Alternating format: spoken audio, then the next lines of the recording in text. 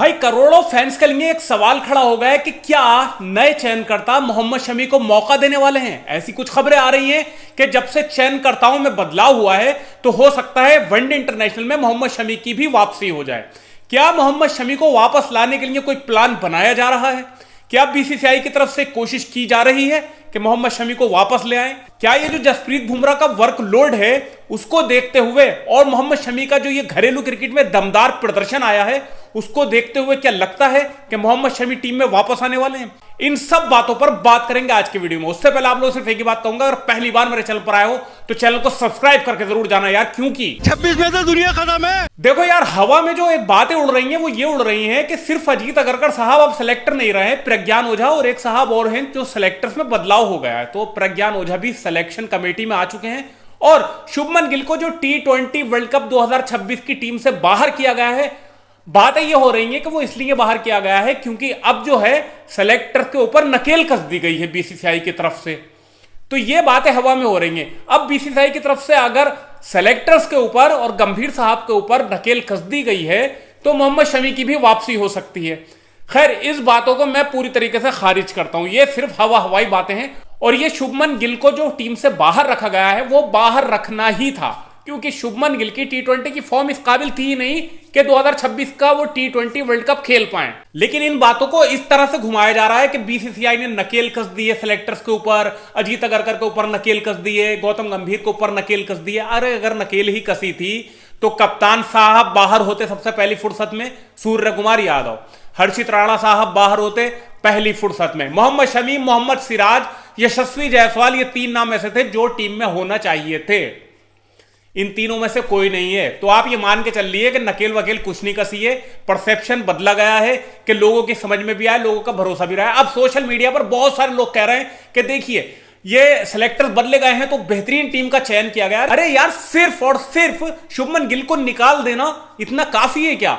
यह बेहतरीन सिलेक्शन हो गया। सूर्य कुमार यादव 2025 में मात्र 13 की T20 एवरेज, पिछली 21-22 इनिंग में पूरी तरह से फ्लॉप।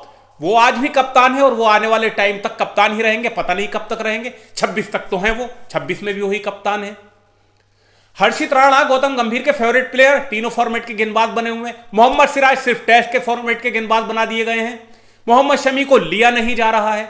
लेकिन बात यहां पर मोहम्मद शमी की, मोहम्मद शमी का घरेलू मैचों में जो प्रदर्शन आया है उसका कोई जवाब नहीं है और उसका कोई जवाब सेलेक्टर्स के पास भी नहीं है और उसका कोई जवाब कोच के पास भी नहीं है, उसका किसी के पास कोई जवाब ही नहीं है। रणजी ट्रॉफी में लगातार उधम मचाई, सैयद मुश्ताक अली ट्रॉफी में लगातार विकेट लिए और अब विजय हजारे ट्रॉफी भी खेल रहे हैं। एक मैच में 10 ओवरों में 60-65 रन देकर 2 विकेट लिए हैं। लेकिन उस बात को भूलना नहीं चाहिए कि उनकी पूरी टीम में उनका दूसरा रन रेट जो था वो सबसे कम था। उनकी टीम में जो आकाशदीप खेले थे उन्होंने 10 ओवरों में 80 या 85 के करीब रन दिए थे और 382 रन पड़े थे बंगाल के ऊपर। लेकिन यहां पर मोहम्मद शमी ने उससे पहले बेहतरीन प्रदर्शन किया है। अब T20 में तो उनको लिया नहीं जा रहा है, टेस्ट क्रिकेट में उनको नहीं लिया जा रहा है। अब न्यूजीलैंड जब यहां पर आएगी उससे T20 होंगे और उस न्यूजीलैंड के खिलाफ ही कुछ वनडे इंटरनेशनल की भी सीरीज होगी, 3 है शायद। उसके लिए जो टीम का सिलेक्शन किया जाएगा उसमें देखना पड़ेगा क्या वाकई में मोहम्मद शमी की वापसी होगी। लेकिन जितनी आवाजें उठ रही हैं, जितने पुराने खिलाड़ी आवाजें उठा रहे हैं, हम जैसे यूट्यूबर या छोटे छोटे लोग आवाजें उठा रहे हैं, ये आवाजें कहीं ना कहीं तो कुछ ना कुछ काम करेंगी ही, बिल्कुल करेंगे। और हां, अगर सेलेक्टर्स ने फैसला ही कर लिया है कि हमें अब शमी को लेना ही नहीं है तो शायद मेरी क्या किसी के बाप की भी कोई आवाज काम नहीं कर सकेगी। इवन मोहम्मद शमी खुद कहेंगे तो भी शायद उनकी आवाज भी काम नहीं कर पाएगी।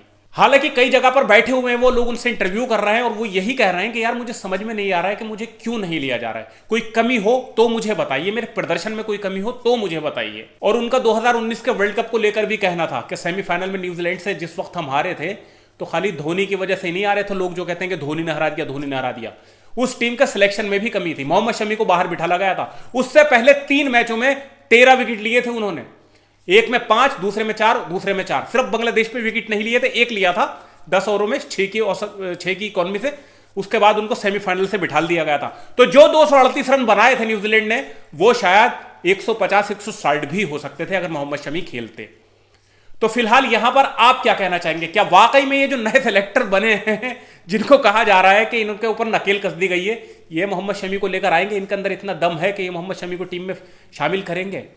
या नहीं करेंगे, आप मुझे कमेंट बॉक्स में बताइए। क्या वाकई मोहम्मद शमी वनडे इंटरनेशनल खेलना डिजर्व करते हैं, 2027 का वर्ल्ड कप खेलना डिजर्व करते हैं, हाँ या ना, मुझे कमेंट बॉक्स में बताइए। वीडियो को ज्यादा से ज्यादा लाइक कीजिएगा, शेयर कीजिएगा, फॉलो कीजिएगा। चैनल पर नया, चैनल को सब्सक्राइब करके बेल आइकन जरूर दबा दीजिएगा, क्योंकि 26 में तो दुनिया खत्म है।